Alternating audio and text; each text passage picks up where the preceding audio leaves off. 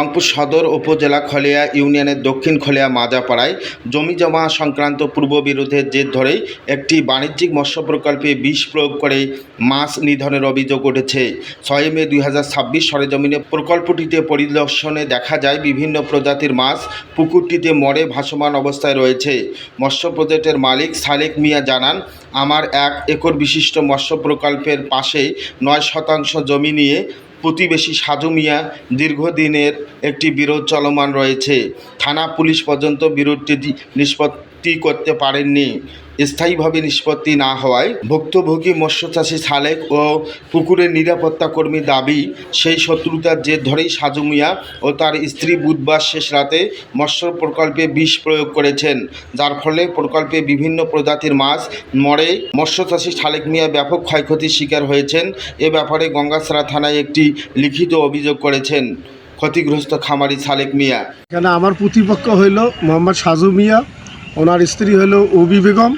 এরা আমাকে প্রতিনিয়ত হুমকি ধামকি দিয়ে আসতেছে, আমাকে এখানে করি খাইতে দেবে না, আমার সর্বনাশ করবে, আমার ক্ষতি করবে। এ পর্যন্ত এর কিছুদিন আগে এরকম মাছের সমস্যা হয়েছিল, আমি পদক্ষেপ নিতে চাইছিলাম, গণ্যমান্য কিছু ব্যক্তি আমাকে আটকাই রাখছিল, যার কারণে আমি নিতে পারি নাই। এবারে আমার যে অবস্থা করছে, এখানে আমার লক্ষ লক্ষ টাকা ক্ষতিগ্রস্ত করছে।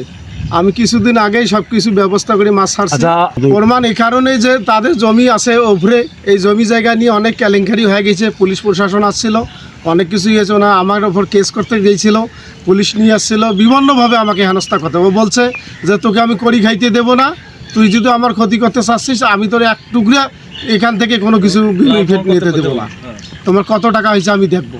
আমি চাচ্ছি এর উপযুক্ত বিচার, যাতে আমি এখানে প্রতিষ্ঠান করতে পারি এবং আমার উপর কাউ অন্যায় অত্যাচার না করে। আমি একা মানুষ, রংপুরে থাকি, আমার বাসায় কেউ থাকে না, এককভাবে পড়ে থাকে। আমি আস্তে আস্তে 12টা-1টা বাজে সকালবেলা এসে দেখি এই অবস্থা। আমি চাচ্ছি যে উপযুক্ত বিচার করতে হবে।